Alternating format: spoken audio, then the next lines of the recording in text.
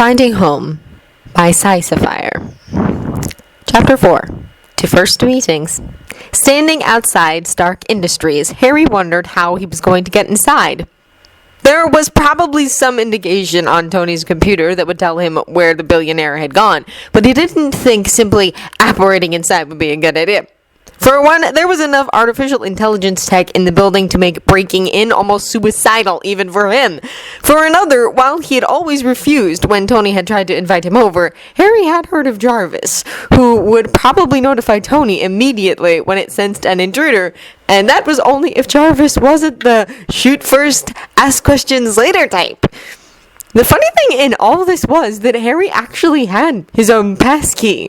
Tony had left it at his place one day and refused to take it back, no matter what Harry threatened him with. But he didn't know if Jarvis would inform Tony anyway, since Harry was supposed to be staying close to home. Well, there was no point in hanging back and wasting time. Maybe if he asked politely, Jarvis would keep it a secret. An almost startled hum came from his suit as Tony flew over Brooklyn. "Jarvis, what is it?" Jarvis didn't reply for a long moment, and Tony was about to ask again when it spoke. "Nothing, sir. I was simply running a scan on Mr. Porter's household." Oh, Tony fully approved. He had managed to install a small scanner into Harry's alarm system without too much complaint from the mechanic. "Is he alright then?" "Quite," Jarvis replied promptly. "He is safe. Not asleep, though." "Doubt he can be asleep," Tony muttered. "I wish he'd tell me how he knew about the explosion. If Yuri ever gets wind of his predictive future voodoo or whatever it is, he'll never leave Harry alone." Another pause from Jarvis before Tony got the feeling that his AI was amused. "You wish to protect him, sir." Tony made an offended sound. "You say that like he isn't worth protecting. I save complete strangers every few months. Harry's a given." "You misunderstand, sir," Jarvis objected. "I simply find it fairly presumptuous of you to think he needs protecting at all." Tony blinked. What? What does that mean? He's a whiz with cars, but I really don't want to throw him in front of whatever helped make that research facility go boom. "Jarvis?" "We are approaching the helicarrier, sir." Jarvis ignored his attempts to return to the previous topic, decreasing power to 40% in back thrusters, preparing to land at your command. Tony grunted, annoyed, but didn't push as he started descending. The broad expanse of S.H.I.E.L.D.'s aircraft carrier took up quite a bit of space in the Atlantic Ocean, dark and solid even against the night-shadowed waters. He could already see a number of people running around helicopters and fighter jets parked by the runway. Disinterested, his thoughts remained on the mechanic he had come to see as probably his only friend, not counting Pepper.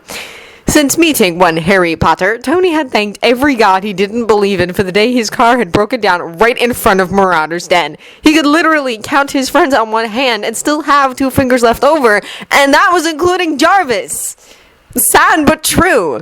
Of course, it wasn't as if he actually needed friends, but a few he could actually count on to at least be his emergency contacts wouldn't hurt.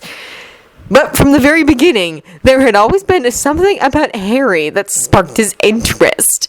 Tony still had yet to figure out how Harry managed to tune his vehicles so well that they never made any noise. And that wasn't the only thing Tony found strange. Sometimes he would work in the garage with Harry for a while, and then Harry would point out a Mazda or a Toyota needing fixing that Tony would swear in front of a full jury wasn't there before.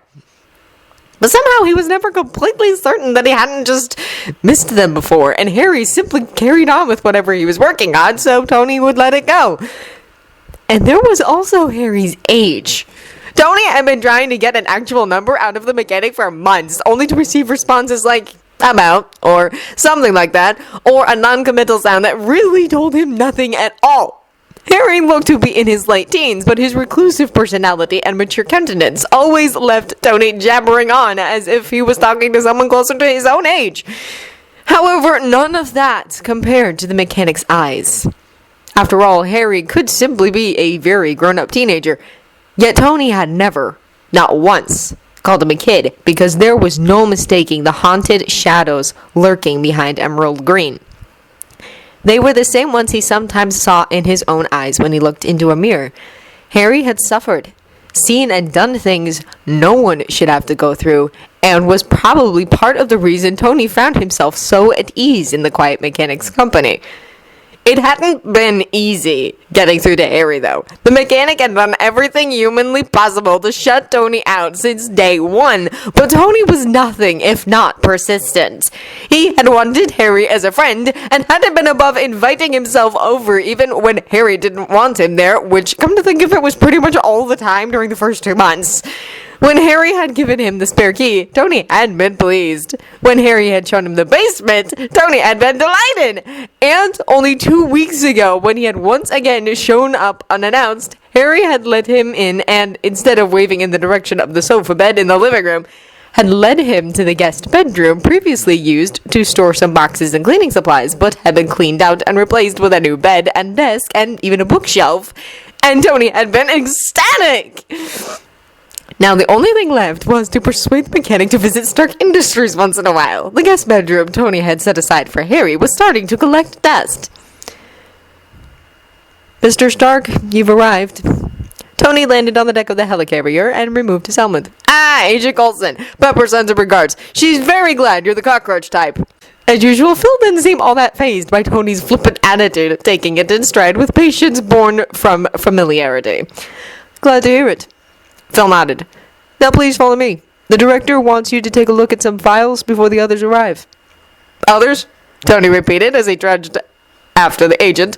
Who are we talking about now? I'm assuming Agent Romanov will be there. He added with a mischievous smirk. Phil didn't smile back. She's gone to pick up Dr. Banner, but yes, she will be here. Ah, well then, I suppose Burn Brain will be around as well. Tony glanced around as they stepped inside. Agent Barton has been compromised, Phil said, his voice neutral. Tony's head tilted sideways, no words coming to him for half a second. So he's finally flown the coop, huh? He cocked an eyebrow. Our resident Lady Spider's gonna be all frowny until we get him back. Not that she isn't usually frowny anyway, of course. True to form, Phil ignored the tactlessness of his words and waved him into a lab where a laptop waited for him on the nearest desk. Start studying, Mr. Stark. The director will call on your brain quite soon. And Phil disappeared down another corridor. Tony made a face and proceeded to step out of his suit. This was going to take a while. Thank you, Jarvis, Harry said as the AI pulled up the satellite feed on Tony's current location. Not a problem, sir, Jarvis replied smoothly. But if I may inquire, shouldn't you be back at your house? No, I can't let Tony go alone. Harry grabbed the printed copy of the coordinates. And just out of curiosity, why haven't you told him I'm here yet? Mr. Stark has entered an unknown situation, Jarvis explained. And judging from what he has told me, you know more about the recent events than he does. As infuriating as he can be, I do want him to come out of this in one piece, if only because it would leave Miss Potts quite a lot on her hands if she has to clean up after his mess. Harry snorted and shook his head. Well, you and I will make sure he comes home safe and sound. Now, is there an open window? He trailed off as one of the floor-to-ceiling window panes slid upwards, letting in the soft breeze of a spring night. Oh, well, that'll do. Mr. Potter, are you certain jumping out a window is the wisest course of action at the moment? The AI asked politely. Harry's mouth clenched. 5 minutes with Jarvis, and he was already liking the system. Quite sure, Jarvis. I'm going to fly, you see. Fly? The AI paused as Harry pulled out a miniature broomstick and returned it to its normal size before clambering onto it. Sir, I am not familiar with this technology. You wouldn't be. It's not technology. Harry quickly cast a disillusionment charm on both the broom and himself before slipping his invisibility cloak back on for good measure. Keep this a secret for me, Jarvis.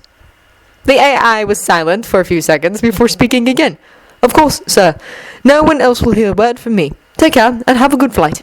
Harry sketched a casual salute to the room in general before pushing off from the ground, the wind wrapping around him immediately, putting him at ease. The air was where he belonged. He couldn't believe he'd put aside his broomstick for so many years. Leaning forward, he shot into the brightening sky. He would catch up to Tony and simply keep an eye on him for now. He would refrain from jumping in unless it looked like Tony couldn't handle it. With any luck, he might not even need to interfere. Humans, smuggled or magical, were surprisingly resourceful when they wanted to be. Over 12 hours later, Tony was jolted out of his thoughts on everything he had just read by Phil, striding into the room still decked out in the same suit. Mr. Stark, how much have you gone over? Everything, Tony spread his hands.